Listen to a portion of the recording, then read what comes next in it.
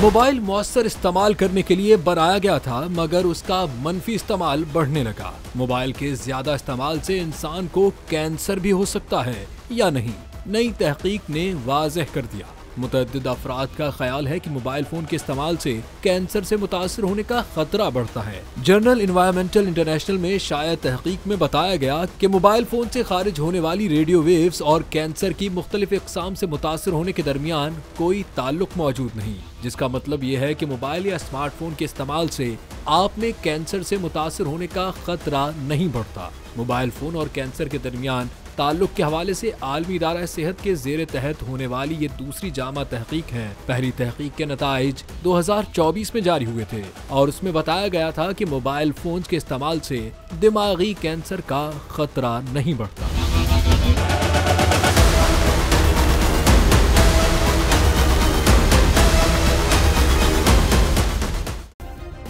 Subscribe करें और bell दबाएं ताकि कोई खबर रह न जाए।